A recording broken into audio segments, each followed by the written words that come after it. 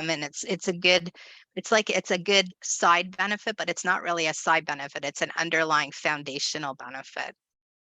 Kathy said increase productivity and safety.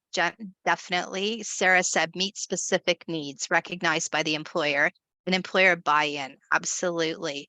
Wati said maintain healthy relationship with co-workers, and Tamara said supports retention. So all of those things are really important. I think if that's Anne Marie, do you have your hand up? I do, yeah. I think what's good about it too is that it exposes LBS to a whole new target population. It makes people aware in the community who are employed, because a lot of our efforts are put on job seekers. But now if we can look at people who are employed, who have skills that are lacking, it just, whether they participate in workplace literacy training or they access LBS programs in the community, now they're aware of it. It also makes employers aware of LBS. So whether it's for the people they currently have or going forward, they're going to be able to know that there's supports in the community that can help their employees maintain or retain their job in some instances. And then ultimately it helps the people in the workplace sometimes keep their job. And it makes for a more sort of vibrant economy, which is what we all want. Great, thanks, Anne Marie. Tamara. Thanks, Robin. I think we spend a lot of time like at Literacy Service Planning talking about labor market issues and trying to figure out how LBS connects to that. And we've certainly heard from several employers that when the labor market is as tight as what it is now, then they can't just hire the people with the skills that they want, right? So a lot of employers are having to hire people, bring them into their workplace who have gaps in their skills. And so that's where you might be able to market or make that pitch, right? If people if employers are having to hire people who have less than an ideal skill set, then they have pockets or holes in their learning. And that's where LBS is really, really good. I mean, we're very accustomed to working with people who have certain skills gaps and finding out what those gaps and skills are. So I think that's something I'd be thinking about if I was pitching directly to an employer. Thanks, Tamara. And there's a few more comments just in the chat. Jose said, giving the employer the chance to gain the skills plus the employer to have a molded version of what they need in the role. So I think that kind of lends itself to what you just said, like people don't necessarily have all the skills they need right now, because the labor market there just aren't people out there. A chance to get the training that is specifically tailored to a business, and that connection to employers and the employees to the range of community service. This includes settlement services. Jeremy said that, and that's a good point. With the huge amount of immigration we've seen in the last few months and will continue to see based on the recent announcement made by Employment, Refugees and Citizenship Canada, we're going to see another a continued influx. So that's an important thing, being able to connect those people to the services that they need. And Heather said, identify skills that may be lacking in new hires and training that can be incorporated in onboarding. Yeah, onboarding is a big thing, and career progression is another thing that Heather's pointed out. So thanks for that. That was a good discussion. I'm going to walk you through now our kind of, our canned answers to this. But I think we've touched on a lot of that through the discussion. And I think what's important to realize with all of this is that it's not a big, scary new topic for all of us. It's something that I think as literacy practitioners, we actually do have a really huge body of knowledge around this, and just good intuition into where to go with things, because we've been trying to make inroads into this whole workplace and supporting people on that employment goal path for so many years. So this is just an opportunity to, really bring all those ideas together and do it in a more formal way. So in terms of the employer, there's several benefits for workplace training from the employer perspective. So improved productivity is key, and by providing training to employers can help themselves become more efficient and effective, which can lead to increased productivity and profitability. So again, remember, for-profit businesses, which is where we tend to be focusing on right now, but we shouldn't discount the fact that there's lots of non-for-profit business that could also probably be supported through workplace training. But the bottom line for most businesses is profitability. That's going to be what they're most interested in. So enhanced skills and knowledge. So training can help employees stay up to date with new technology, new best practices in industries, and changes in regulations. So this is really important in those industries that are rapidly evolving, and there's a lot of those right now. And the influx of technology and how things change daily in a workplace. It's not only knowing those technical things, but also having the foundational skills to be able to adapt to those changes and learn new things. So it's like learning how to learn in a fast changing environment is probably pretty key. Increased safety, this came up in the discussion, definitely. So training can reduce mistakes and increase overall workplace safety. It's a big one for employers. Retention rates, also that came up in the discussion. So employees who feel that they are learning and growing on the job and are supported are more likely to stay with an organization for the long term. This can really help with, again, going back to that, the profitability, the cost of employee turnover or employee churn. So it costs an incredible amount to onboard new employees for an organization. So if they don't have to do that, that's a great selling point and a great benefit to them. Greater employee satisfaction is key. So training can help employees feel they're valued and fulfilled at their work. And this means employees are probably more satisfied and better engaged. This really is a benefit to the employer as well as the employee. And it can also help improve communication between all the different groups in a workplace.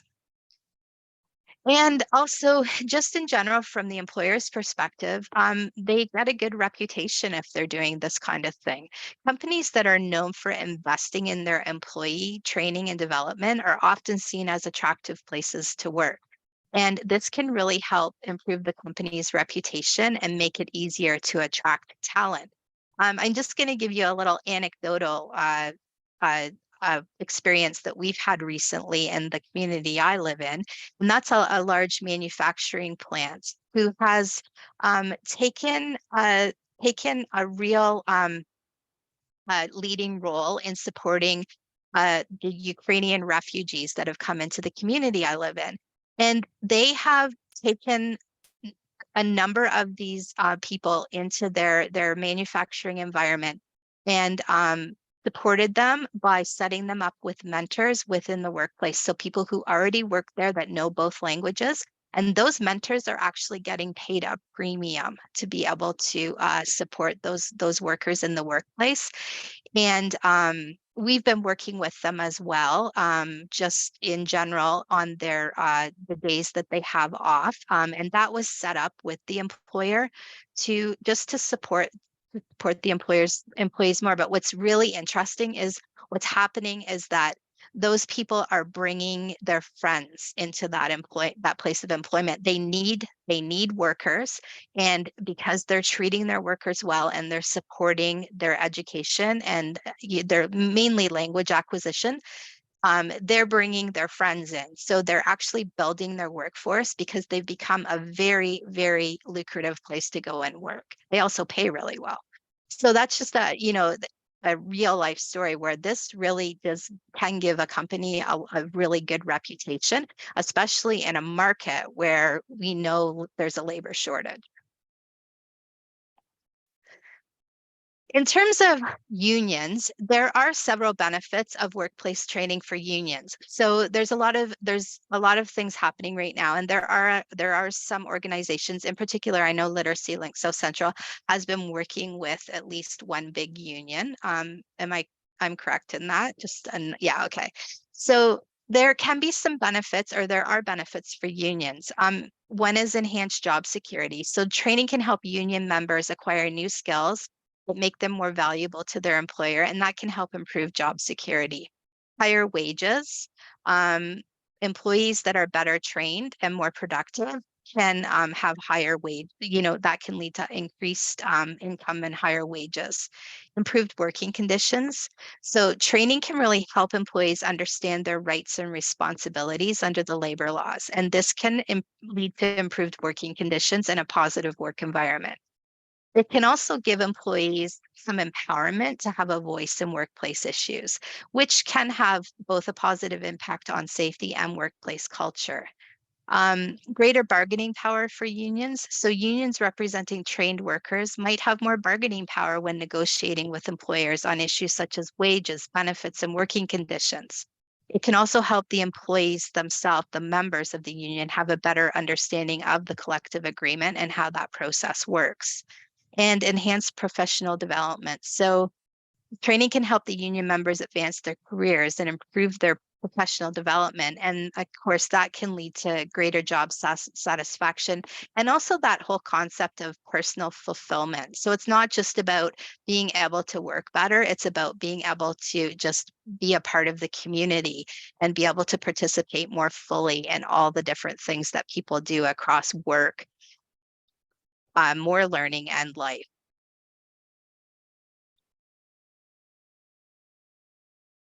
So, of course, the third main category that I'm going to just talk about is the employee themselves. And we know there's lots of benefits to workplace training for employees. So again, a lot of these overlap or they sound like they're the same, but every single person in this kind of group they're a stakeholder in the process. So of course, a lot of the things overlap or sound the same because they're getting similar benefits. Improved job performance. So training can really help employees become more proficient at their jobs. This can lead to improved job performance and increased productivity. That's good for the employer, but it's also good for the employee because it leads to things like higher wages. So if they're of more value to the employer, they have more leverage to ask for higher wages or for their income to be increased. Greater job satisfaction, though, is also another thing. Training can really help employees feel more competent and confident in their job duties, and that can lead to greater job satisfaction and also a more positive workplace environment for everybody to work in. Improved quality of work. It can help people learn new techniques and approaches that can improve what they're actually working on. And again, that goes back to job satisfaction and enhance career development. So training can help employees get new skills and knowledge. This can make them a lot more competitive within the organization they're working, if there's opportunities for advancement, or more competitive in the greater job market and new career opportunities. So workplace training can give employees enhanced self-esteem that can, like I said, it can lead them to greater opportunities within a workplace or transfers they haven't considered before. So it gives people an opportunity to build skills and maybe think about things that they hadn't thought about before. Um, it provides access to training that probably wouldn't have been available otherwise to them. So especially in the environment where we're maybe reaching out to employers and saying, "Hey, have you thought about this?" They might not have, if they don't know that we exist and that we can provide this type of training, then they're not going to just probably reach out to us. So it just opens up a whole new avenue of opportunity that probably didn't exist before. And of course, with employees, it's going to help them acquire confidence to pursue goals outside of the workplace, in their personal lives and in the community. So it has a ripple effect beyond the actual workplace where the training is delivered.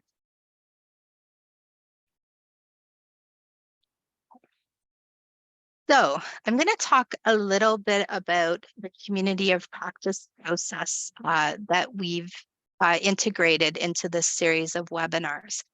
Throughout the webinar today, I'm going to have a periodic slide and it's going to have some questions on it that are related to the community of practice. And these questions, I'm going to summarize them again at the end, and the PowerPoint is going to be made available after the presentation. So you will have a copy of all the questions and the links that are in the PowerPoint. The community of practice is a scheduled follow-up session to each one of the webinars. And what a community of practice really is a group of people who share a concern or passion for something that they do. And the point of a community of practice is really to do it better, to learn from each other and to try to interact, usually done in a more regular fashion than a one-off, but we're just trying to build that concept in. And as a sidebar, this concept isn't new. It's not even new in literacy. Community of practices, in fact, are being used in the current Skills for Success projects that are being funded in Ontario. And they're going to continue to be used in the next phase, which will take place in 2023, 2024. And that's when the service delivery agencies will actually be delivering pilots. So this concept of coming together to talk about what's happening and to share information and to learn from each other is something that will be built in, if you're working on delivering a pilot in the 2023, 2024 year.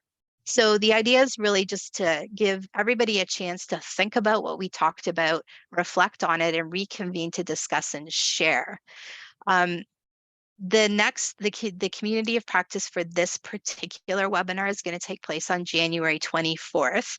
And these are the first two questions that we will consider on that session. And those questions are, what are the benefits of participating in workplace literacy training for the literacy agency?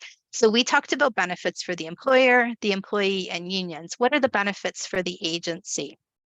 And if you can think of other benefits for the employer and employee, we're going to kind of revisit that again. So we're not going to answer these today. We'll be answering them during the community of practice session that takes place afterwards.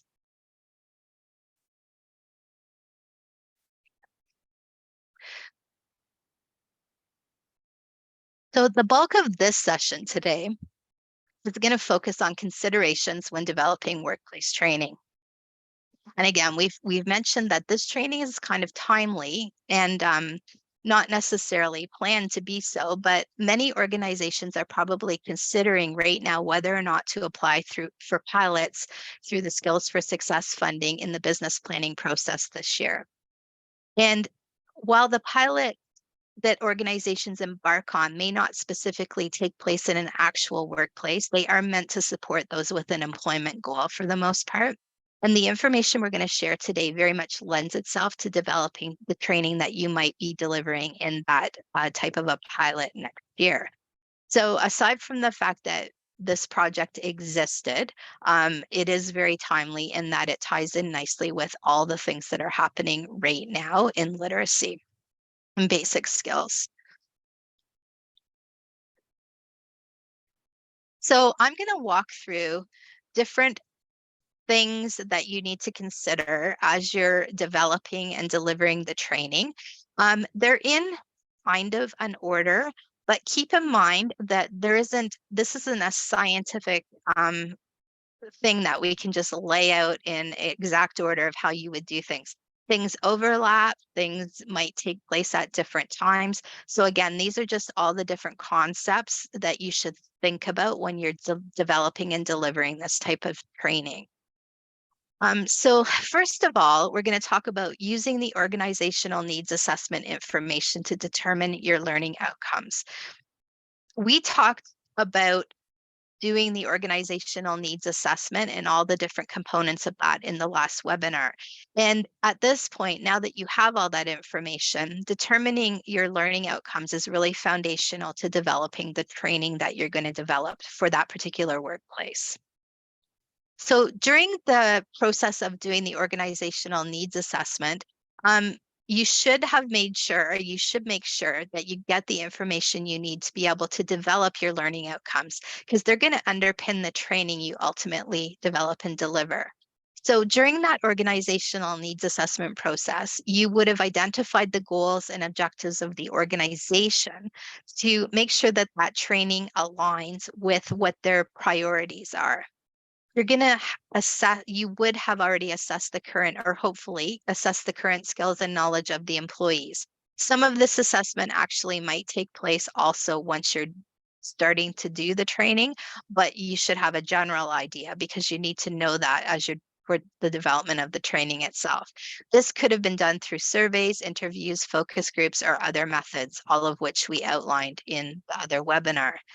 You're going to want to, or you would have identified some gaps in skills and knowledge. So what you're actually there to deliver, and determine the training and development needs of the organization, including training to close specific skill gaps or broader professional development programs that enhance the overall capabilities of the workplace. So it all depends on what those priorities were for that organization.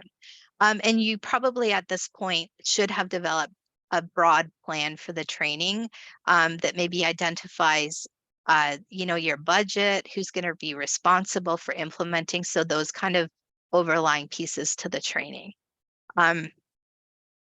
So you need to really use that assessment to determine what your learning outcomes are. What are the outcomes for that organization? What are the employees going to learn through the training that you're going to deliver?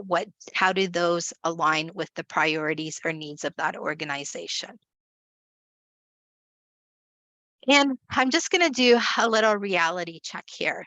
There's some reality checks through this presentation because we are doing workplace literacy training, and there's a lot of things and a lot of times you should check in through the process. We also talked about this during the organizational needs assessment webinar. And we want to stress that you need to kind of revisit these reality points often. You need to really keep an eye on your organizational capacity and your scope from that first conversation you have with an employer. And it's time to review it again. You need to make sure that the commitment that you make is within your organizational capacity. And it's within the scope of what's being asked and within the scope of what you can do. You need to make sure that it's adequately resourced. Are you doing this training as part of your core LBS funding? Or is the employer paying for the training?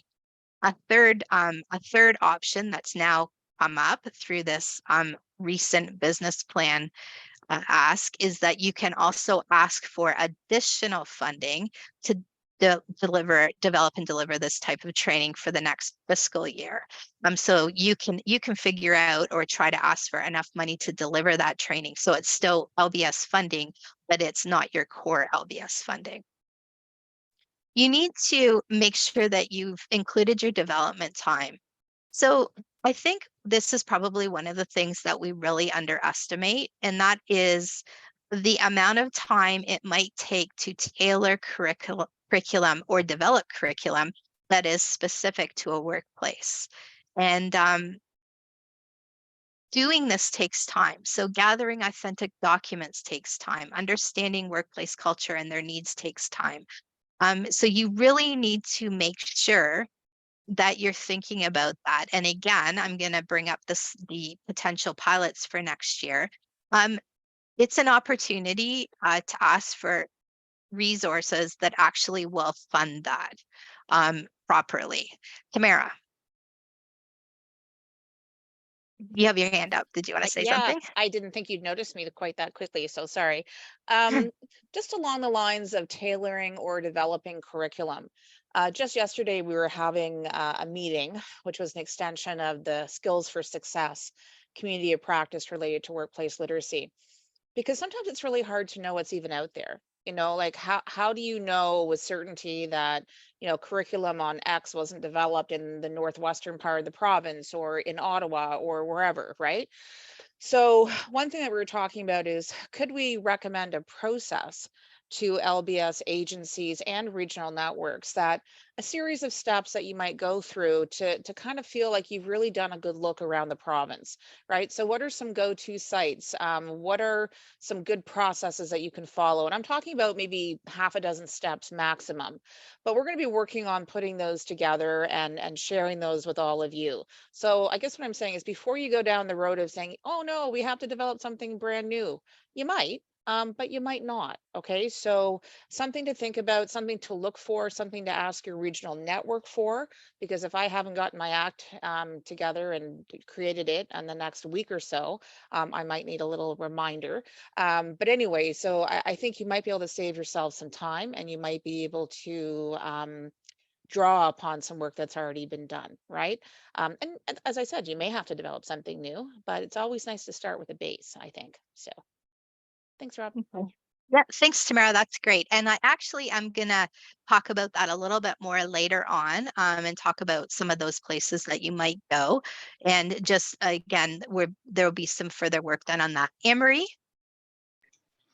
Yeah, I just wanted to say I'm glad that you took that you're addressing the amount of time it takes to develop curriculum. What we're finding through our workplace literacy project is there's a lot of back and forth with the employers. So I just wanted to make people aware of that, that's been our experience is, you know, when you do your first visit, you have to go back and sort of take what you heard and make it meaningful to the LBS field, and then take that back to the employer and say, here's the learning outcomes we see. Are those what you know? There is a lot of back and forth before you actually even get to the curriculum development phase. So I just want people to have that on the radar. It's not usually, in our experiences anyway, it's never been in our 5 employers so far, a one-time visit and then you say, okay, it's math and it's this and that's it. It's really quite trying to really filter through everything and make it meaningful to both LBS and to the employer. And it takes a lot of communication, a lot of meetings. And just to have on the radar as well is that the employer's timelines aren't our timelines. So they may not get back to you for 2 or 3 weeks about a question you have. You know, and you know, it's their call. So yeah, I'm glad you really talked about that sort of development phase because it's not quick. Thanks, Anne-Marie. That's really, really helpful. And what's great is that because Literacy Link South Central has been fully immersed in doing this for like the past year, you have such great experience and what it's really like on the ground. So we can talk about it, but it's really, you need to be thoughtful about it. Tamara just said, if you're thinking of a pilot, make sure you put that coordination time in as well. So not just the development, but also the coordination, the back and forth time. I guess what's really important here is that don't promise something that you can't deliver. And I don't say that to scare people off. I say that to be thoughtful. In literacy practitioners, most of us aren't here because, you know, we're going to be millionaires at the end. We're here because we actually love what we do, and we're a helping industry. We try to help people, and that's a great thing to do, but also you have to do it in a way that's smart and that your organization can actually support. We tend to overcommit, and you need to be just really thoughtful and careful about that. Tamara, your hand Thanks. is up again. Yeah, thanks. I'm trying not to hijack this. I guess as I've been sitting here and I've been thinking about, I think there's a fair amount of trepidation in the field about workplace literacy and how exactly do you do it, and what if I don't do it right, and what if I miss a step. But I think the reality is, the vast majority of employers that you might develop a relationship with have never had this kind of relationship before. So in some ways, you're working with a blank slate, which I think to me screams opportunity. So as long as you're thoughtful about how you approach the employer, there is no one roadmap in terms of how to do it.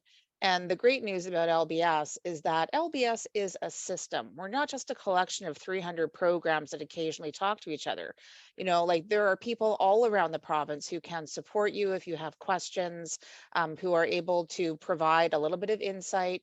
But, you know, just maybe keep that little nugget in mind is that employers are not going to have a checklist. Whoa, this LBS agency approached me and they didn't do this and they didn't do this and they didn't do this, right? It's a little bit more organic than that. And, you know, as we've been saying throughout this series, hopefully you'll rely upon the faith that you have in your expertise. You guys know what you're doing. It's just a slightly different setting in which you're doing it. So that's it.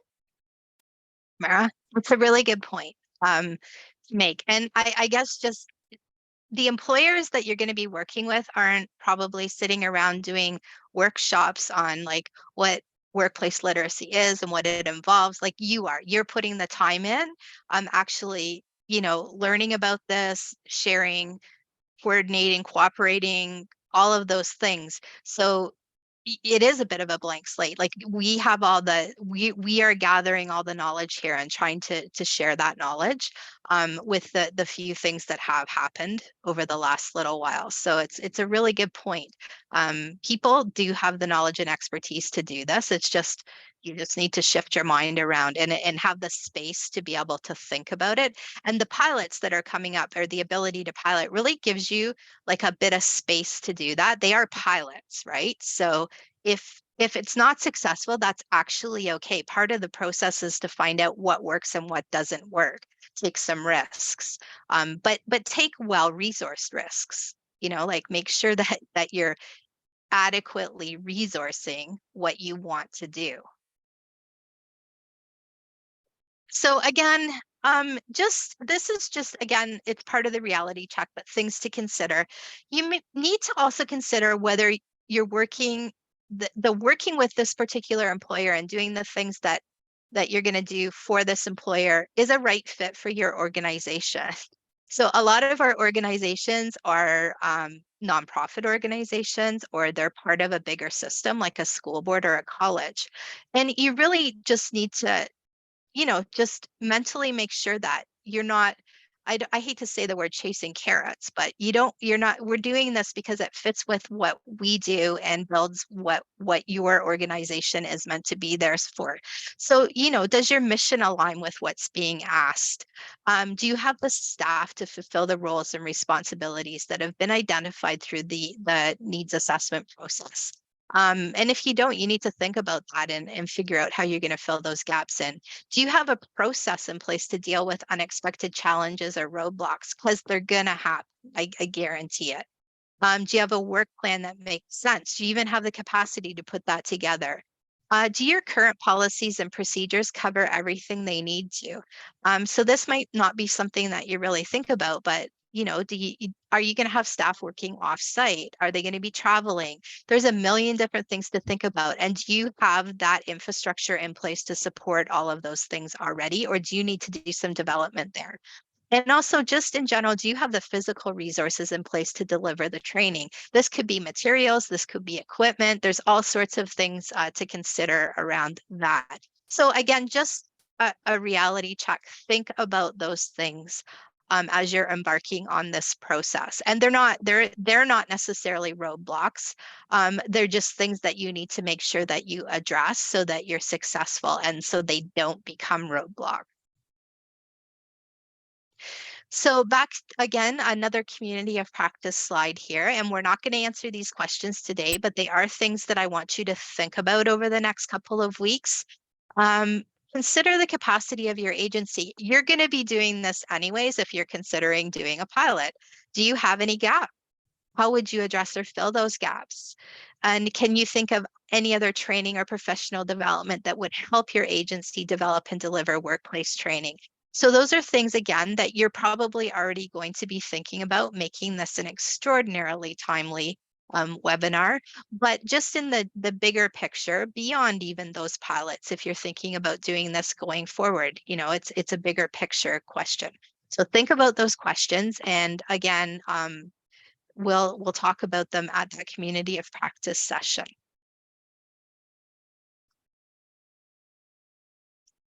So before you really get into the work of developing the training or putting together the training, compiling the training, modifying the training, whatever it is that you need to do to put the training together, you're going to have to make sure that you have all those kind of pieces or in place. And really what I'm talking about here is paperwork, which is always a necessary evil.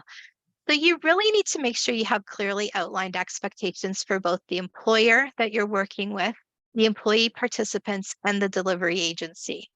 So it's really imperative that you have this in place as early on as possible so that there's clear boundaries and expectations around what you're going to do, what the role of the employer is, what the role of the agency is, what the employer expects, their expectations, what your expectations are as an agency, what the expectations are of the employee participants. And this actually might be a separate agreement between the employer and the employee. And, also outlining logistics, timing, space, resources, all of those different pieces. If it's a fee payer agreement or arrangement, you are going to have to outline payment terms and those types of things. They should be clear and they should be in writing. If training is offered as part of government-funded programming, expectations around that should also be very clear.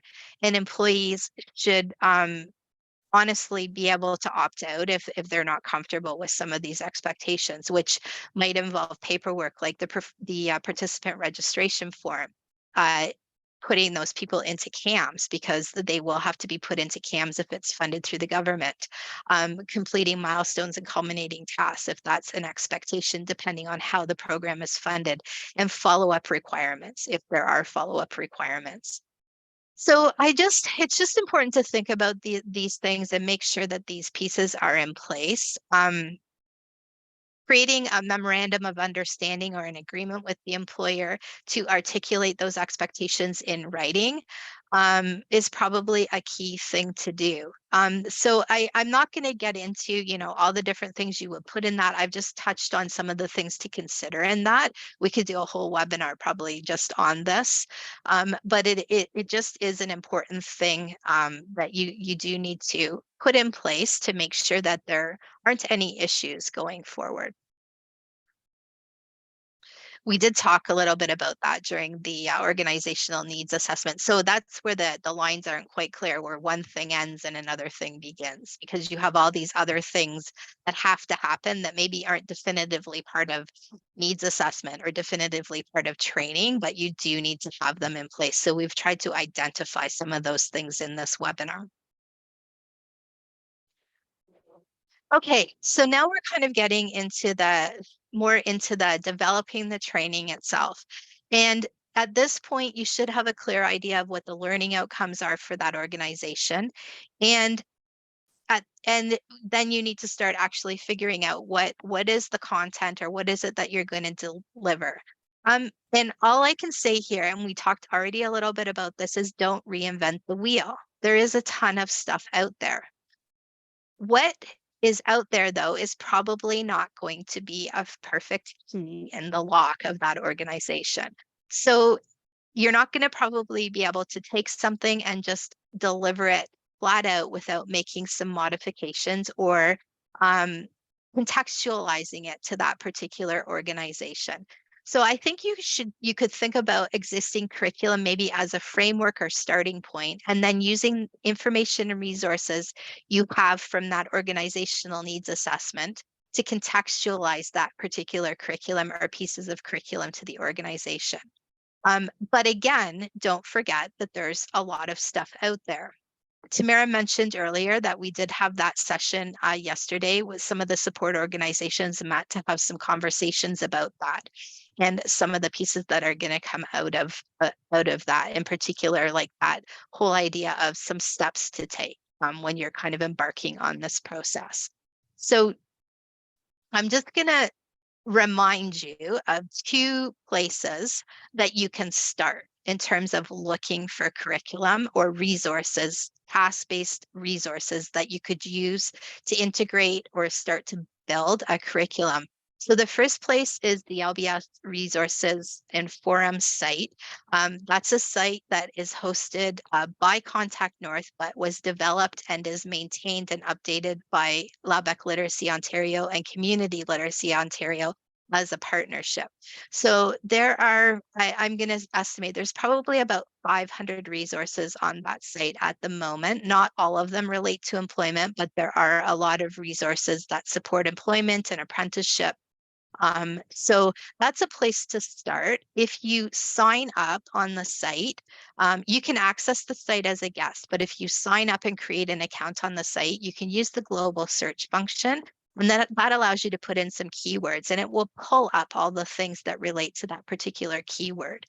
So for example, if you're looking for soft skills, training around soft skills, you can type soft skills in there, and it's going to pull in all the resources that have been uploaded related to soft skills. So that's we're continuously adding resources to that site. The other place that you can go is the task-based activities for LBS. And what's fantastic about this site is that there's smaller one-off activities that are related to or aligned with the OALCF, the Ontario Adult Literacy Curriculum. And you can search for different types of activities under different goal paths. This site, again, has been continuously updated over the last several years. So it's nice because you can supplement maybe something you found with some task-based activities from this site. So those are two places that you can start to look. Definitely not the only places, but two places in the field that different organizations have been working on over the last few years to try to pull everything together to make it easier for practitioners so that you don't have to go to 10 different sites to find things. So that's a start. And I just wanted to point it out again. Remember, we're gonna make the presentation accessible, so the links will be accessible for you. Now, I'm gonna kind of walk you through some of the potential workplace training topics and content that you might consider. So obviously the training you develop is going to have to be linked to the needs of the organization. I'm going to list some of the ideas or content that might come up. So although the training is and should be driven by the needs of the organization, these lists could be helpful during that organizational needs assessment process if the organization is having trouble articulating or narrowing down what it is that they actually need. Because sometimes that's hard for people to do. We know that's hard for people to do because we deal with that on a daily basis with learners that come into the program. And, they know they need to upgrade, but they might not know what it is exactly that they need. So I'm just going to walk through these lists and give you a sense of, they're definitely not definitive lists. They're just lists we've pulled together. There's obviously an infinite number of topics that you could cover in workplace training. First of all, I'm going to talk a little bit about hard skills because these aren't the skills that we generally as LBS practitioners teach. They might be part of formal training programs. They might be on the job learning. The things that people learn that they need to do very specific jobs. So while we don't typically teach this, some organizations actually might have developed some specialized capacity to do this in certain circumstances. But I guess what you need to just remember is that sometimes you're going to have to draw a line in what you are able to do and not able to do. So that you need to not everybody can go in and teach somebody how to use a particular machine, for example, on a manufacturing floor. That is not the type of training that we would typically provide unless you have developed a specialized capacity to do that type of thing. But those are things that are going to probably come up in the discussion, those hard skills. So you have to make a distinction between what we have the capacity to do as LBS and that can support or underpin some of these hard technical skills people need to do. But we can't necessarily do that kind of granular, finite type of training around very, very, very specific things in the workplace. Technical training. So some of this, over the last few years, a lot of people have developed a lot of curriculum around and some expertise around. There's a lot of pre-employment targeted training programs that are around with some of these topics, or programming to support people that want to move into some of these different areas. Things like retail or point of sale training, food services, construction, sales, digital skills. So these are just a few. There's many, many, many different areas that people have really delved into and developed actual curriculum around or training around. And these are some of the things that might be a fit for organizations if this is what they identify. I just made a note on here and said, just to put the seed in your brain about what about virtual reality, because that's a growing topic right now. So there are lots of great virtual reality software programs that have been developed that really can address very specific on the job training, such as, I don't know, sales, for example. So it's something to think about because it is emerging. Some organizations have actually invested in some of this technology. Most organizations can't afford to do so. I did want to point out that Contact North and Literacy Link South Central are doing a report and a webinar on the concept of virtual reality before the end of the fiscal year. And Contact North does have a program where you might be able to access some of the hard technology to be able to deliver some of this. So it's just something to think about. And again, it could be a whole webinar where we talk, and will be a whole webinar where we talk about this later in the year. But it's a way that technical training is starting to be delivered more and more to support workplaces. Just something to think about. So soft skills, this is often a big area in workplace training that is identified as a need. So this is not a definitive list. It's just a few things: communication, positive environment, collaboration, motivation, work ethic, problem solving, conflict resolution, time management. So all of those types of skills might be needs that come up through organizational needs assessment. And again, we do have access already to a lot of curriculum around this that you can pull and utilize in terms of developing and delivering training. Another area that might come up through the needs assessment that you might think about training in is things like workplace culture, mission, vision, and values, organizational structures, administrative procedures, new hire paperwork, understanding employment standards, understanding benefits, understanding policies and procedures. So these are things that typically are part of that onboarding process for people, and a lot of organizations do struggle with that or could use support with that. Tamara just said understanding pay stubs. That one came up in our discussion yesterday. So that's part of this whole orientation. And this might be an area that's identified by the organization. So it's a little more specific to the organization. And what you're going to want to do here is you're going to want to get that information from the organization so that you can utilize the real authentic documents in the training that you deliver with the learners in that type of a training program. Further to that, the understanding and using actual workplace documents is also part of that. Signs, informational documentation, instructions, filling in documents, policies and procedures. Again, things that people use when they're actually working on the job. And you're gonna want to try to access those authentic documents for that particular workplace so that you can really contextualize the training for that workplace. And we will talk a little bit more about where you can access some training on using authentic documents in workplace training. One of the important things about all of this and I will probably say it again, is that when you do access this type of documentation, you're going to have to get the workplace to sign off on its use if you're developing training. So this could be a huge area that that the organization identifies as a need in terms of developing training. Compliance training might also be something that comes up during that needs assessment. So workplace safety, anti-harassment, conflict resolution, diversity and inclusion. So some of this stuff might be within the wheelhouse of LBS. Some of it might not be within the wheelhouse of LBS.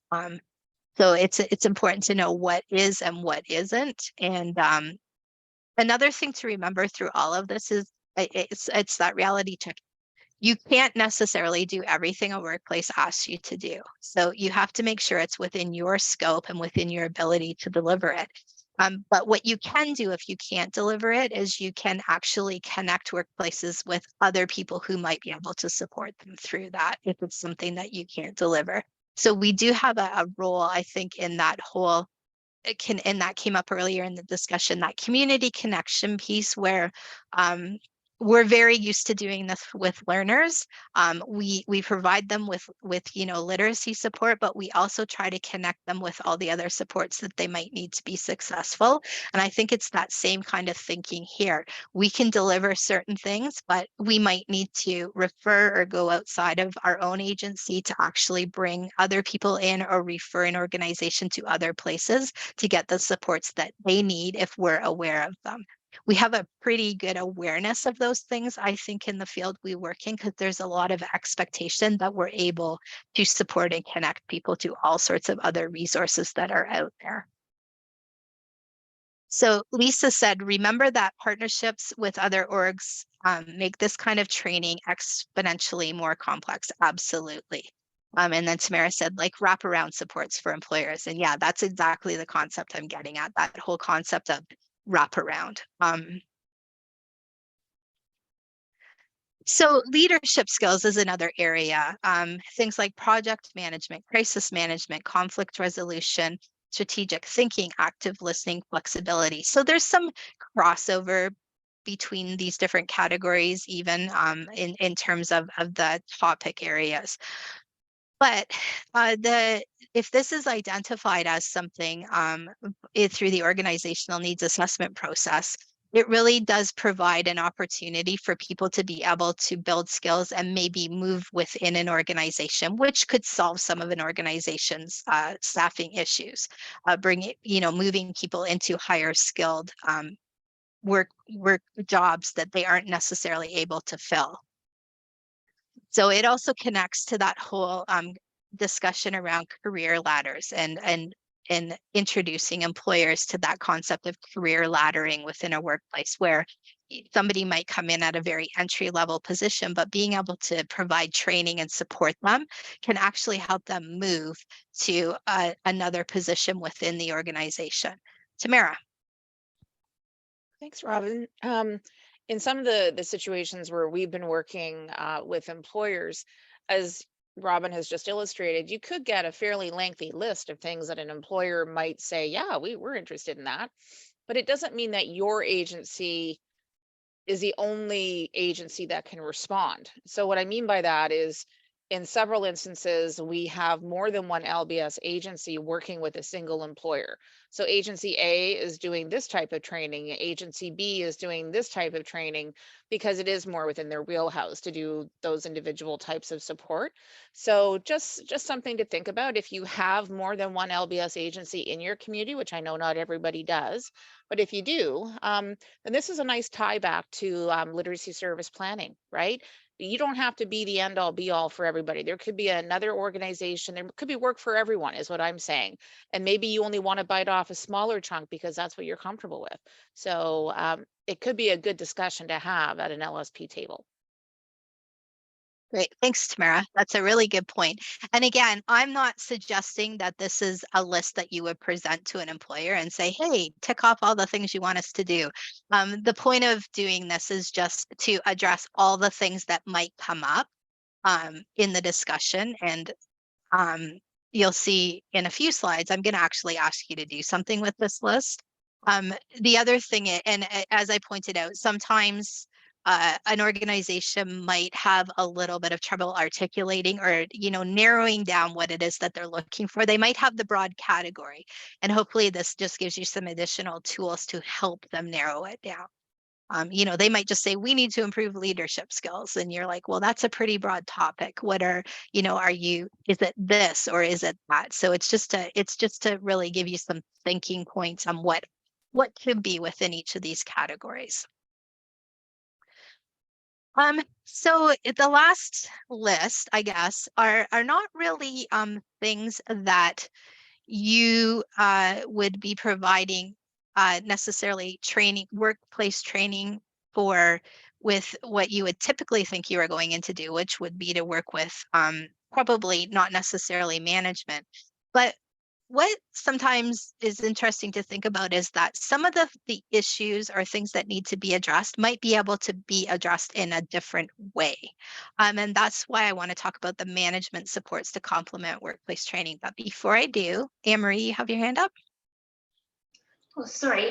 Yeah, Okay. I just wanted to get back to the list of things that we could potentially do in LBS, and I think it's just really important to know, from our experience anyway, that you need to go into the situation knowing what you won't do as well. And so having a really clear idea of your boundaries is very helpful during those conversations of what kind of training is needed. So for example, one employer we had works with families, and some of their staff were blurring boundaries with those families. And so they were looking at us almost as if that would be a soft skills training opportunity. And I felt like it was more the domain of their policies, and that that was a supervisory conversation to be had. So, you know, it's just knowing that, you know, if people are talking about their policies and needing help with their policies, what's our role in that? Knowing that we don't develop their policies. We can maybe help make them clearer, but we don't develop their policies. So it's just, I think, very helpful to have to be confident in what you will and won't do going into those conversations. Marie. That's a really good point. Yeah, it's that whole continuously checking in also through that process, and making sure that you are what you commit to, you can deliver and you're comfortable delivering, and you have the capacity, skills, knowledge to do so. So that's a really good example though, of kind of that, like that line where you see it as different than what they might see it. And again, remember, you know, if you're going in and delivering free training to an employer and they're happy to have that, they're going to try to probably get everything they can out of you. And rightly so. Like, why wouldn't they? If I was running especially a for-profit business, and I was offered some free training on a silver platter, I'd try to get everything I could out of it. So in terms of the management, providing training to management to help support workers that might have challenges in the workplace is another way to flip this on its head. So it's kind of another thing to think about. And some of you know, just some of the concepts that you might be able to provide training for, but more at that management level, is how to create safe and supportive learning environments for employees, what learning styles are and how they affect learning. You know, so just some thoughtful you know, information about that, how to recognize skill gaps in employees and how to reduce stress for employees, like, you know, making sure that they have safe working environments. All the reducing stress can really improve a lot of things for employees. It can, or for an employer, it can increase productivity, it can increase safety, it can decrease absenteeism. So that's kind of an important thing that you can, you know, you can actually develop some training or information for employers management, how to make written materials more accessible. So that whole concept of clear writing, delivering clear writing training, or, you know, some organizations may have the capacity to do some clear writing audits for an organization, and tools and strategies to improve hiring. So these are just other supports or training that could be maybe that might fit once you actually go through that needs assessment process with a particular organization.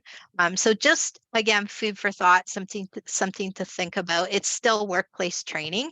It's just not where we traditionally think we're necessarily going to be delivering that type of workplace training. So there's a few comments I just want to, so first of all, I'm just going to point out, Jeremy's put the evaluation link in the chat, and I just want to mention, obviously we have to evaluate everything we do. So please do the evaluation. If you have to leave early, we, you know, if you can't stay the whole time, we totally understand, but please do make sure you do the evaluation.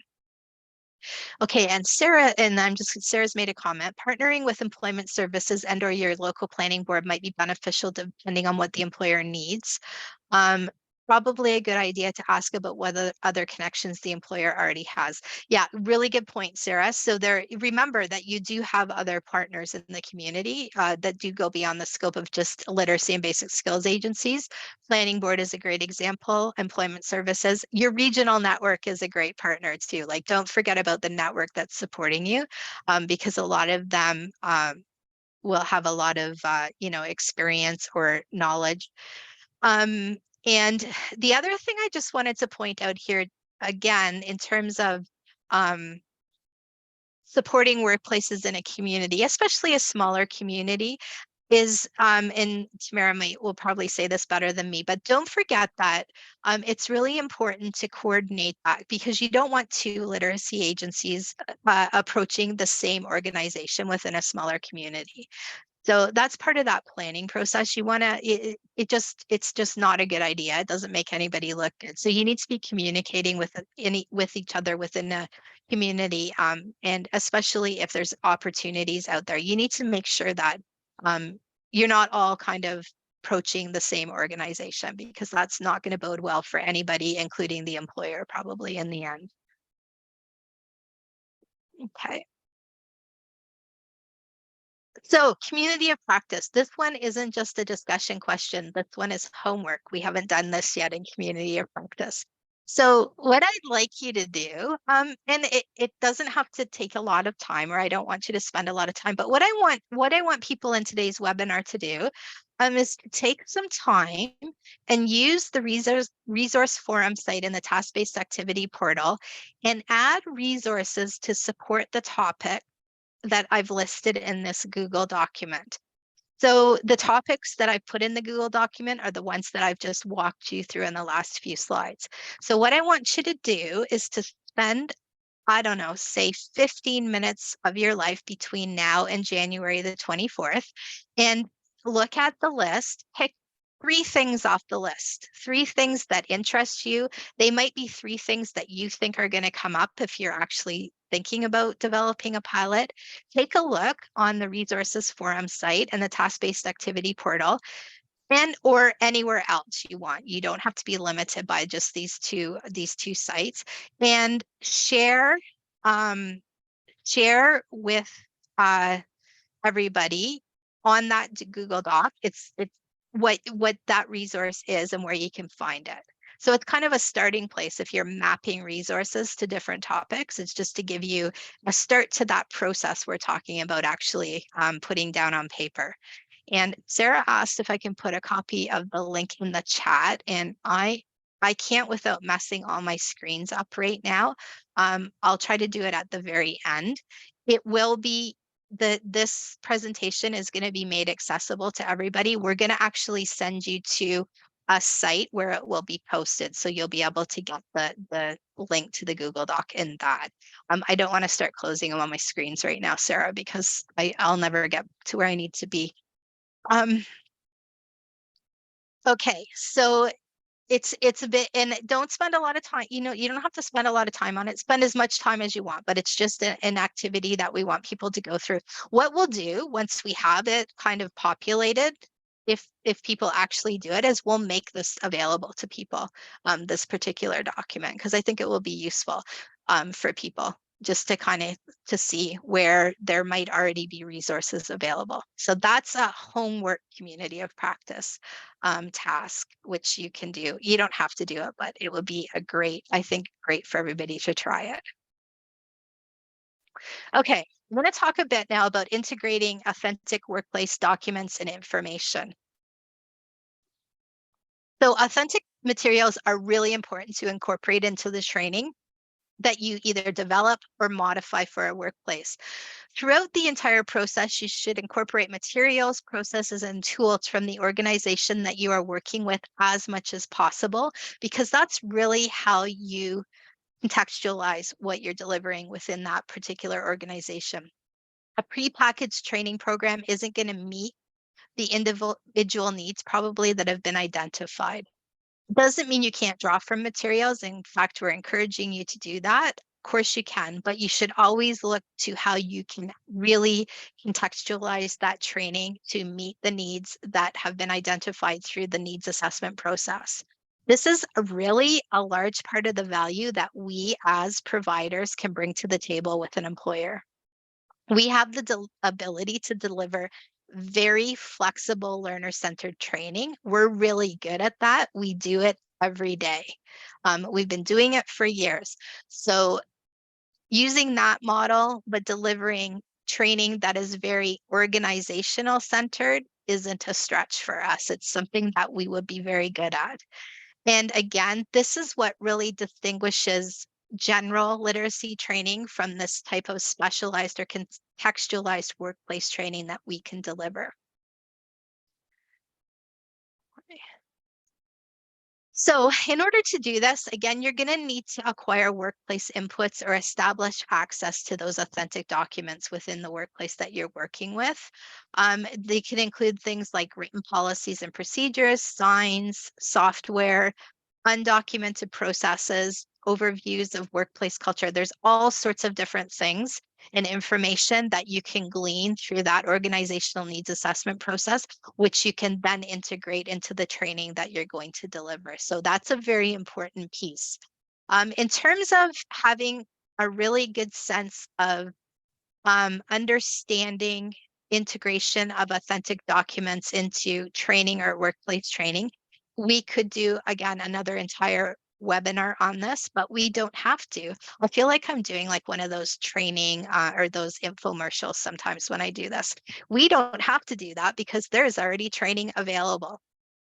So this link here, and again, we'll make this accessible to everybody, takes you to some task-based training that was done last year when support organizations were developing new milestones and culminating tasks. So there's a PowerPoint there. There's also a link to a recording. And if you haven't done that type of training before, or you want to learn a little bit more about how you would do that, this is a great place to go for some extra information.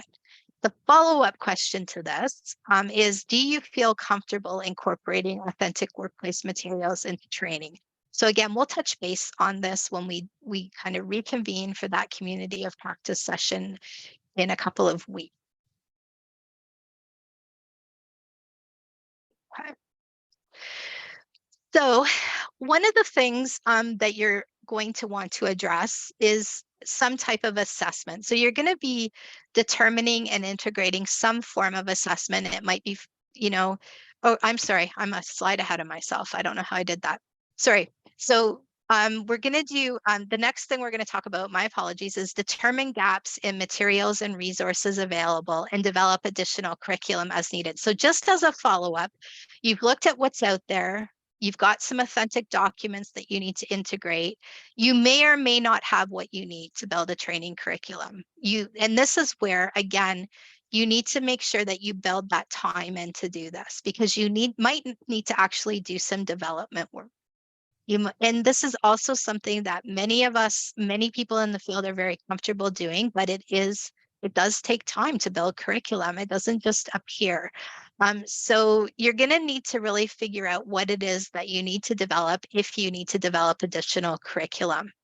One of the things that you should also consider is building in the opportunity for learners to identify things they need to learn that may not have been considered or may not have come up through that needs assessment process. So I think that's great for learner buy-in, that they know they have an opportunity to do that. It's just to give people a bit of space to be able to tell you what else they need to learn in addition to what you think they need to learn based on all the information that has come out of that organizational needs assessment.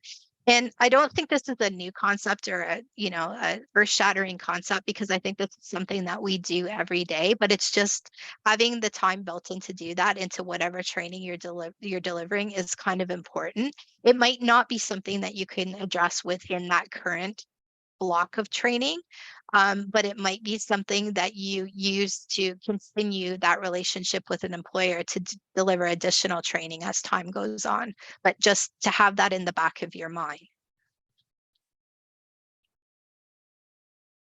Okay, so now we're going to talk about assessment, and I'm not going to talk a lot about assessment because there is going to be an entire session on evaluation.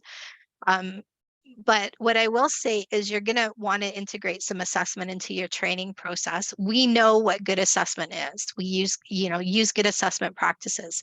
Make sure the training aligns with the outcomes you've identified, because that's really important, because that provides the foundation for the assessment that you're going to do. One important thing to think about here is whether or not the employer expects information in terms of any assessments that you do. So if they expect to receive information about the employee progress, you probably want to have some type of a confidentiality agreement put in place that's signed off on by the employee, because you're sharing, it's a fine line, I think, to share that type of, assessment information, especially if you're doing whatever type of assessment you're doing. The other thing to think about here, just in general, when you're developing training, is the fact that within any employee, any group of people, they could have a really wide range of skills. And you're not necessarily going to know that going in. So while we're really accustomed to dealing with this, having a huge disparity amongst the clients in terms of their actual skills as they walk into our program, because that's what we do, it might be a bit unexpected if you walk in to deliver a workplace training program and find that you have learners that are operating at a very low level and some that are operating at a much higher level, because you're going to have to bring that together and make sure that you're addressing that wide range of skills and needs. So you might also consider integrating some type of an initial assessment as you commence the training, so you have a better sense of whether or not you're dealing with that type of a range as you walk in.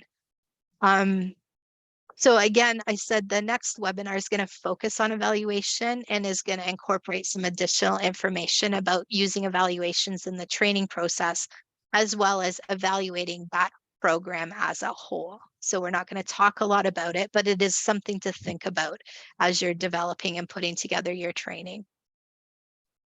Again, remember, if you're using ministry funding to do this, there is going to be an expectation to integrate ministry sanctioned assessment tools such as milestones and potentially culminating tasks.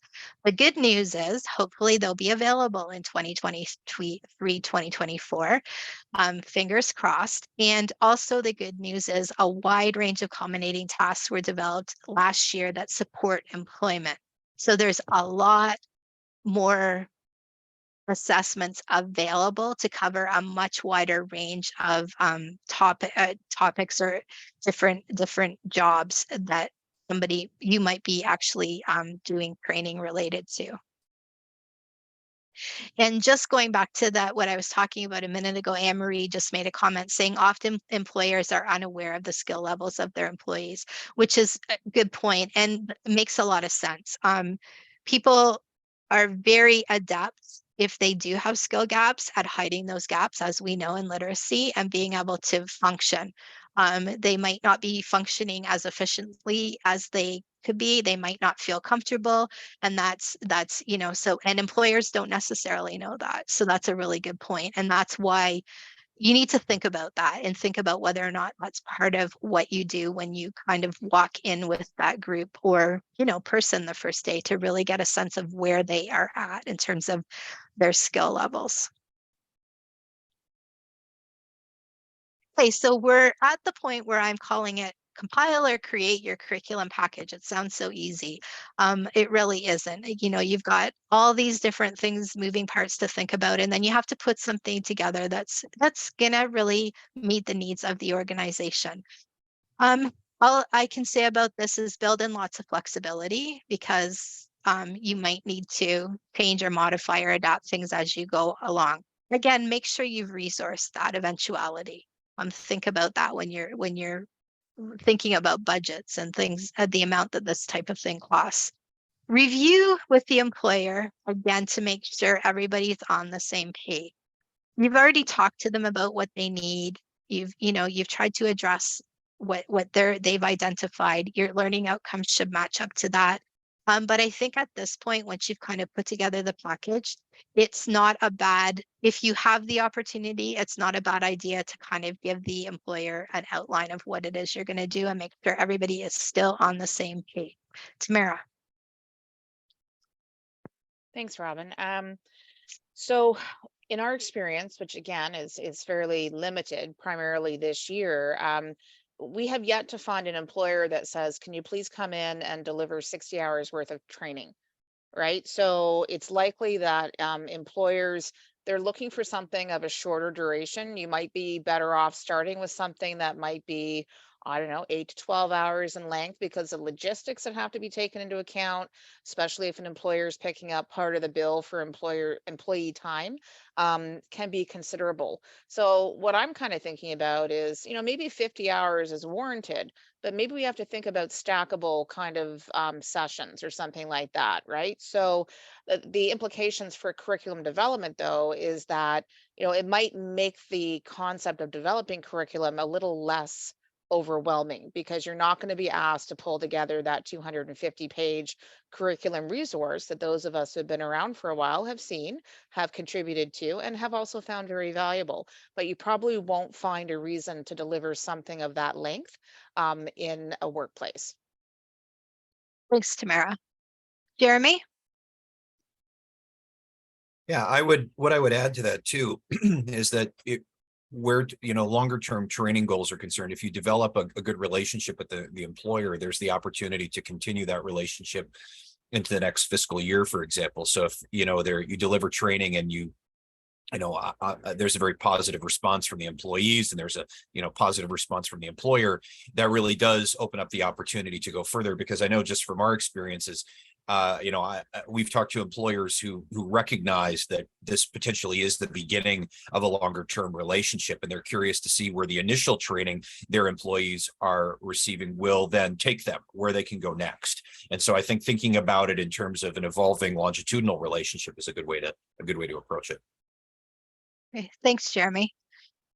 That's kind of a nice segue into the next slide. But before I go on to that, I just wanted, Jeremy made another comment going back to the previous conversation. And it's just about that whole whether or not employers know what the skill levels are. And many employers are reluctant to let anybody know about their employees are reluctant to let people know about their skill gaps, which we know. And Literacy Link South Central talked to the employers about allowing employees talk to them about their skill levels confidentially. And they used a technique which they called skill conversations with employees to privately help ensure buy-in for the training. So instead of talking about assessment or that type of thing, they're talking about skill conversations just to try to get a sense of where a person is at. And I think that's a really nice, soft, non-intrusive way to try to address that and get that information. So thanks for sharing that, Jeremy. In terms of the curriculum package and the comments you made about smaller chunks and maybe looking at it over a couple of years, or not necessarily just in this year, it might continue on. One of the things, these are just like idea slides. So no content, but idea. What about developing a menu of modules that can support workplace literacy that can be adapted to individual organizations? So just those like chunks of training that have kind of the foundation that you need. You still need to contextualize them to the individual workplaces, but wouldn't it be nice to have a place where you could just go and pull off a module and then take it? So that it's kind of a pie in the sky, but it's also something to think about working towards as we're doing this development. And how do we do that? Another concept that came up in some of the research I did is that idea of microlearning. I've been really enamored with microlearning for a long time, but just haven't had an opportunity to really do a lot with it. But it's an interesting concept in workplace training because developing microlearning modules, which are very short, typically a microlearning opportunity is 15 minutes or less. And what's nice about that is being able to integrate microlearning into a workplace might be more manageable in terms of time. the amount of time an employee has to invest in that. So it's just something to think about, like a bite-sized lesson related to something very specific for that workplace.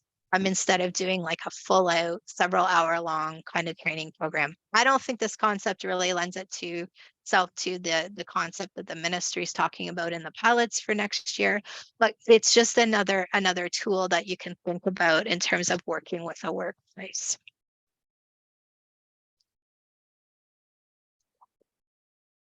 So we're back at another reality check. And I think, again, this goes back to also just looking at it, flipping it on its head and recognizing the fact that you might not be able to do everything, but there are other ways that you might be able to support an organization that aren't necessarily full out training delivery. So some ideas could be presentations to employers about different options that are out there. Career ladder coaching. We've touched on career ladders a bit today. Is there someone that could move up to fill an empty spot but needs additional support? So it might not be a full out training program. It might be smaller, more one-off support to allow that internal movement because it's easier for an organization typically to backfill lower skilled jobs than higher skilled jobs. So somebody who already has a lot of the workplace culture, technical knowledge might need some additional support, but could move up within the organization. Making connections to existing targeted training. So targeted training's been going on for many years in the province.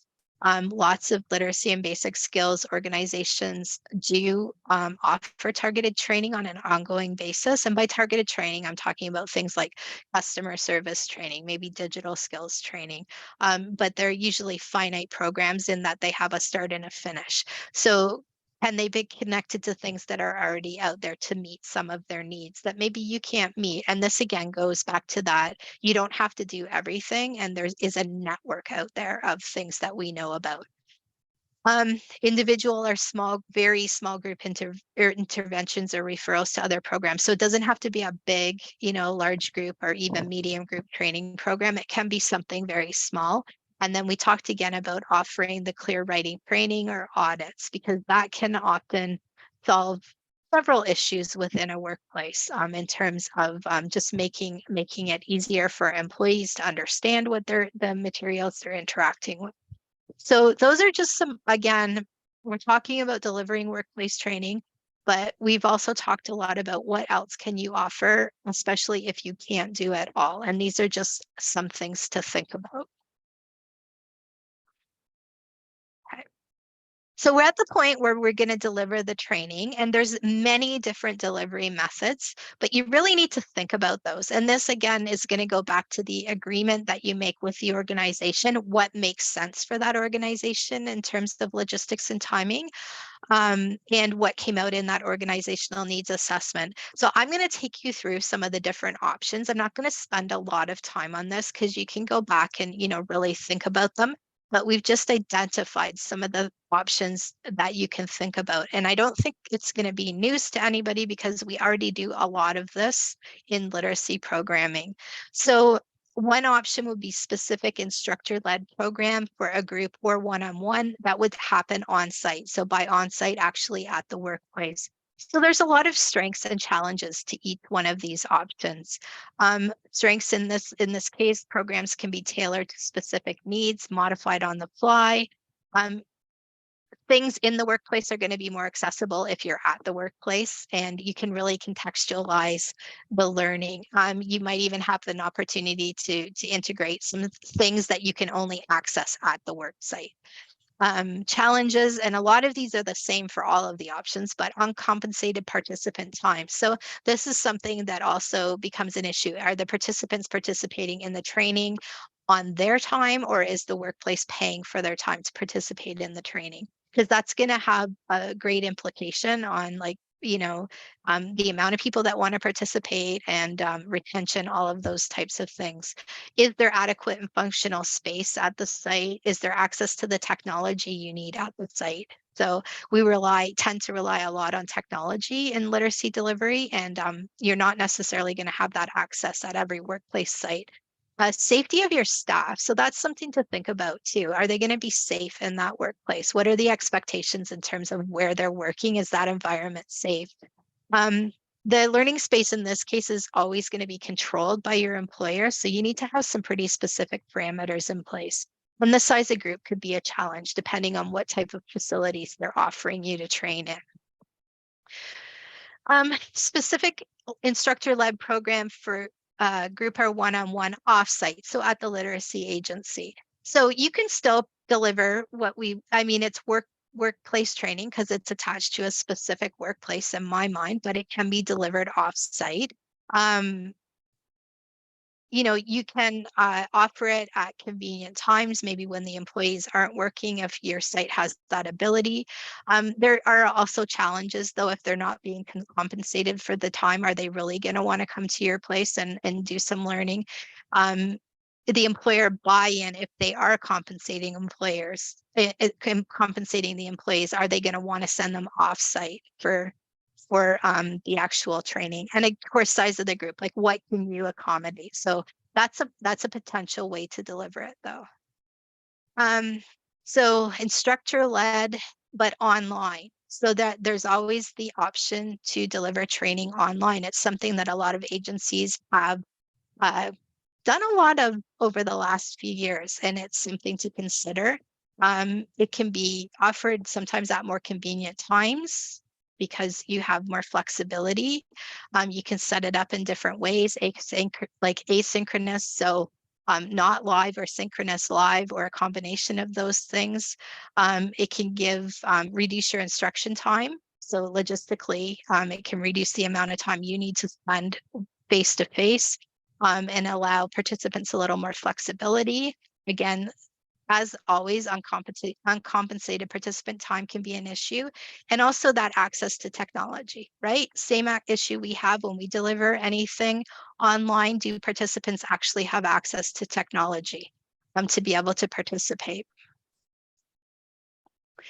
On demand, no instructor online.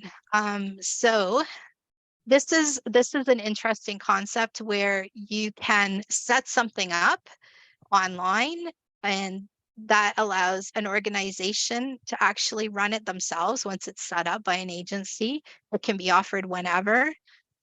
There's lots of challenges with this type of an approach. It's more complicated. It requires technical expertise. It needs to be monitored somehow for successful completion. There's quality control issues over time. Again, that uncompensated participant and the access to technology. So this is probably the most unlikely thing you would do, but if you had the ability as an agency to develop this type of training on a platform, I could see it as a fee for service type of thing that could happen. So it would be like almost like a money making thing for the agency. But you would have to have the expertise to be able to do this. So it's just out there as an option. Definitely, probably not the best option, but it's something that could happen. So incorporating into existing workplace training. Some places might already have training. Do they want to actually incorporate the literacy training into the existing training that they're running? This is probably not gonna, this isn't gonna come up very often. But some of the strengths of that would be employee buy-in, because if it was seamless and part of existing training, they already have to do it. So they don't even really know that they're doing something else. Delivery would follow their current model within a workplace if they have a model. So again, that's going to be easier for implementation. Again, it depends on, there's a lot of complications that could happen too. It's going to be more complicated to integrate training into training that already exists, but it is a consideration if an employer already has their own training set up. So again, this is all just food for thought and things to think about as you go through these different options with an employer.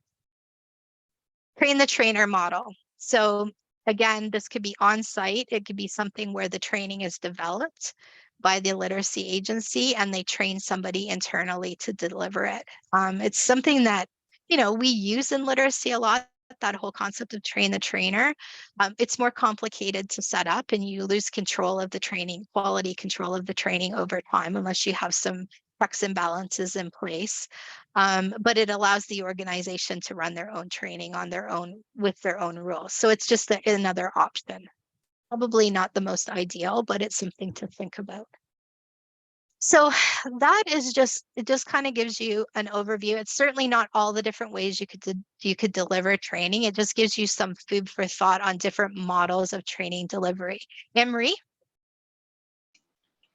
Thanks, Robin. I just wanted to get back to the point about participant time. I think that it's important to note that the training may not occur on our regular LBS schedule. So for instance, one of our employers is a childcare association. It has numerous sites, probably close to 60 staff. They are not available before 6 p.m. Training will occur between 6:30 and 8:30, 7 to 9 at night.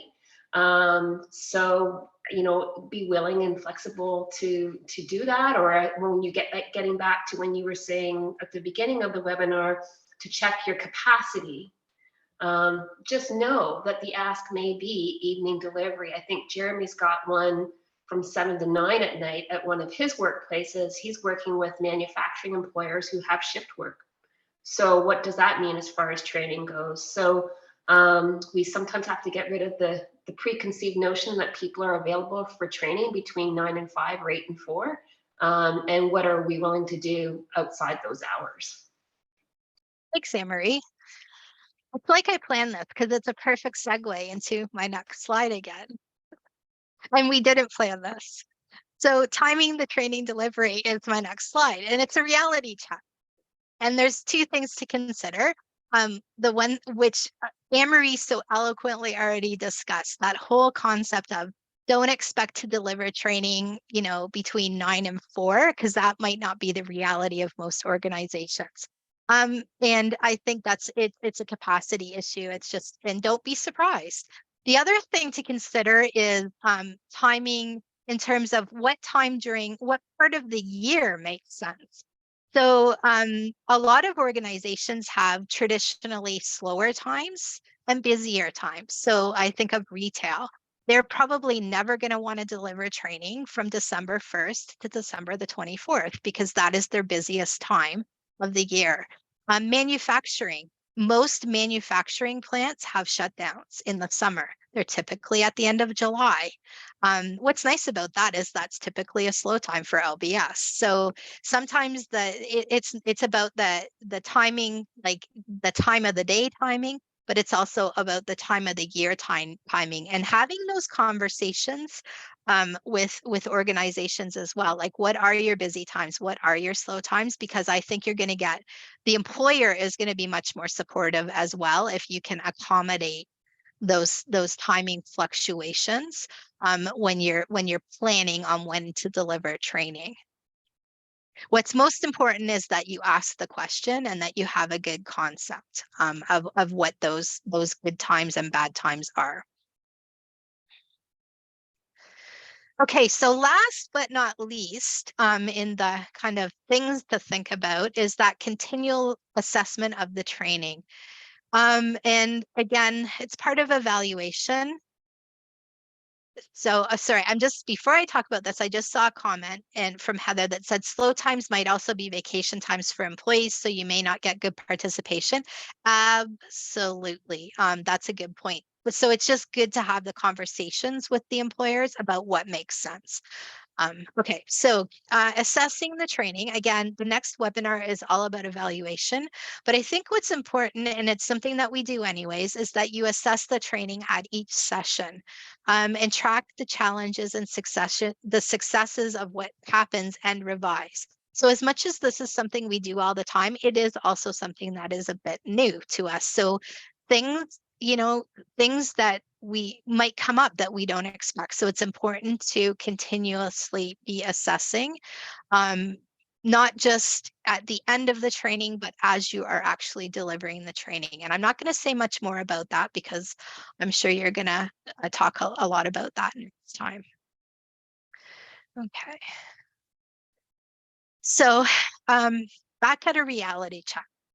And just we've said this and said it again, but just remember you need to think like a business, and we don't necessarily do that because we work in a different sector, we work in a different world. And that's not to say, again, that you wouldn't ever work with, say, a nonprofit organization to develop workplace training, because that's actually someplace that might be a bit of an untapped place that could use that support. But most of the organizations that you're going to be working with will likely be for-profit businesses. So the service delivery agency should really think like a company or for-profit business when dealing with a workplace.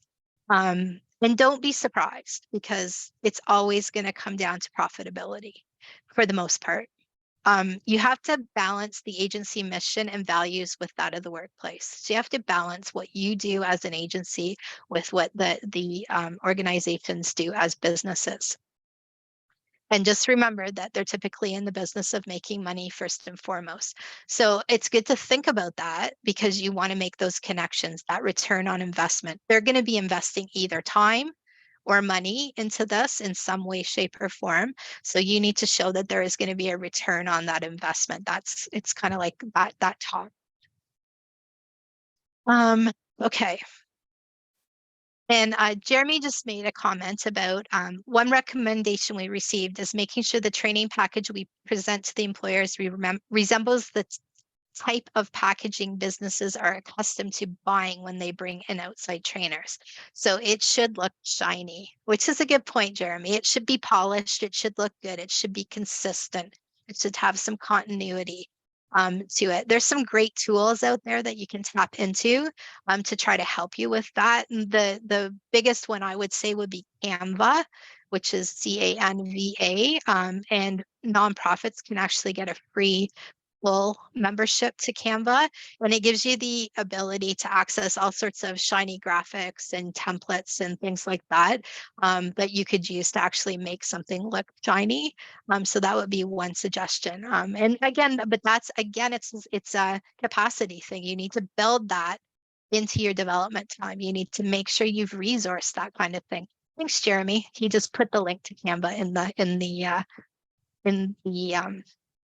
chat. Canva is my fave. And the other nice thing about Canva is you can actually present right off of their platform if you want to. Okay, so again, just a reality check. Remember who you're dealing with. It's different than our typical, who we typically work with. Which are the learners, not necessarily people who are typically employed. So there's all sorts of different levels and layers of complexity to this that you just need to be aware of. But fundamentally, we're doing the same thing. We're improving people's skills so that they can be more successful. So quick recap on just the kind of things we've touched on. You'll see it's not a list. It's not really a table. It's a bunch of blocks, because as I said before, as much as you're going to kind of walk through things, they're not necessarily going to be in this sequential order. Some things cross over, but they are things to think about. So first and foremost, though, is using your organizational needs assessment to really determine what the outcomes of the training are. So you really need to have that in place. You need to continuously evaluate your agency capacity to do this. Make sure that what you're agreeing to, you can deliver. It makes sense. If you can't, you need to be clear about that. If you can present other options where you can't do something, that's also a great tool to have in your toolbox for an employer. Make sure you put things in writing that need to be in writing, especially around roles and expectations. Again, things like if you're giving assessment results to employers, make sure you have a confidentiality agreement in place that says you can share that information. So those types of things. Map your relevant existing curriculum. So again, look at what is already out there. Can you map that curriculum to the employer needs and the outcomes you've identified? Integrate authentic workplace material. Can't stress this enough. That's the way you really contextualize this training, is to bring that stuff in from the workplace into the training that you're delivering. Develop any additional curriculum that you need to develop. So once you know what your gaps are in terms of what the employer needs and what you already have and lay your hands on, you might need to do some development work, make sure it's resourced, make sure you have the ability and capacity to do that. Integrate your assessment pieces, make sure they're aligned with your outcomes. Don't assess for the sake of assessing, assess for things that make sense. Good assessment practice. I think we're probably all pretty expert at that. Creating your curriculum package. So putting together your package, talking about, and we just talked about this, but make sure it looks good. It's clean, it's shiny, it's a nice package.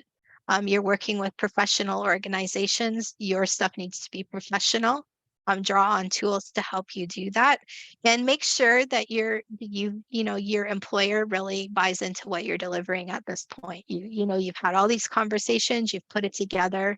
It's probably not a bad idea to get kind of final check off from the employer. Yep, this is what we agreed to. This looks good. Let's go. Deliver your training. We've talked a lot about different ways to do that. There's a million different ways to deliver training. We're all very good at it, but think about what makes the most sense for the employer and the employees. And then ongoing assessments. So it's not one and done. You've developed your training package, but you can continuously improve it, and probably will need to, because there will be things that come up. So that's just a quick recap on all the things to consider, the things we've talked about today in this session. This is just a recap of the community of practice questions. Put them on 2 slides so you don't have to go all the way back through the presentation to actually access them. So the first is, what are the benefits of participating in workplace literacy training for the agencies, and any other benefits you can think about for the employee? Do you have any gaps? Do you have the capacity to do this? What are your gaps? How would you address those gaps? So those are the first 2 questions. And then there's the homework, which is use the resource forum site and task-based activities portal or any other resources you can access, and add resources to support the topics listed in the Google document that I have shared by the link. And I will try to put that actually in the chat when we're done here, but also it will be in the presentation itself, and we're going to point you to where you're going to be able to access that shortly after this training. And review the task-based module, the PowerPoint module on from the training last year. You can do that or not. You can also just discuss the question, do you feel comfortable incorporating authentic workplace materials into training? I guess ask yourself that question, and if the answer is no, you might want to actually take a look at that training to see if it helps you out with that and makes you more comfortable. So that's it for the community of practice, or what we'll be talking about, which is January the 24th from 10 till 12. And I just want to thank everybody for your attention today. Before we leave, I'm going to show you a site where we're going to post this presentation, and I will definitely put that link in the chat. But as I do that, I'm going to just see if anybody has any questions. And I'm just going to close this out, and you're going to see my screen go all over the place for a minute, or I'm going to stop sharing actually. And I'll put the stuff in the chat. Actually, no, sorry, I'm all over the place, but let me just show you the site where we're going to post this presentation first, because I have it pulled up. And I'll just tell you a bit about that. And while Robin is doing that, again, if anybody has any questions, or if you're like, I still really feel like I don't know enough about X, then maybe you could throw that in the chat, because these conversations will continue in some way, shape, or form over the course of the next 14 months. So. Okay, so I'm going to put this Google Doc in here. Copy.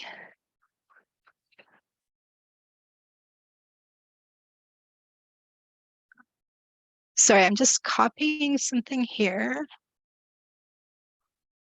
My computer is being fickle. Okay, so can you see the Community of Practice website? Yep. Okay, so this is a site that we've put together for the current fiscal year for the Skills for Success projects. And why I'm sending you to this site is that all the materials from this series of webinars, you can find them under Workplace Literacy and under Resources. And you'll see that the first two sessions are here, the marketing session and the organizational needs assessment session, as well as a number of other resources. We're going to post the link for this particular PowerPoint and hopefully recording on this site. It will be done by tomorrow, probably. So don't look for it right after, but by tomorrow we'll do that. So I just wanted you to be aware of that site, and I'm going to put that in the chat right now. Many of you might already be aware of this site. So going forward, this is just a place, our forward-facing place where we're putting information about the community of practice. You're free to look at anything that's on there. There might be some information on there that's helpful for you as you're thinking about whether or not you're going to be doing pilots for the next year. So I just wanted you to be aware of that site. I am going to now, if I can. Sorry, and now I'm going to stop sharing my screen now. So I see, Anne-Marie, you have your hand up. Why don't you go ahead? I just wanted to let people know, though, that we don't record the community of practices. We just record these webinars. So if you want to get in on the action of the community of practice, you do need to attend. And so I just thought I'd let people know that it's not something that's going to be posted. It's something that we have just some sort of internal private conversations in a real good community without any concern of recordings or those kinds of things. So. Thanks, Anne-Marie. And I want to make sure before people sign off that I just officially thank you, Robin, for I can hear your voice is starting to go. That was a lot of sharing, which was amazing. And thank you so much for taking the time and putting in the effort that you did to share the information about workplace literacy training so succinctly. So, and I'm not seeing a lot of questions come up in the chat. So maybe you hit every point that people needed to know. It should be awesome. Or people are just tired. Processing. Hopefully we didn't scare anybody off in terms of, oh, I was going to do a pilot, but not anymore. Okay. So I think people are either saying thank you. If anybody does have any questions, by all means, ask away. And if not, then thanks for joining us and have a great day. Thanks everybody for coming. It was great to have your attention today, and hopefully this will actually support you and help you with your work if you're thinking about doing a pilot. I think it will.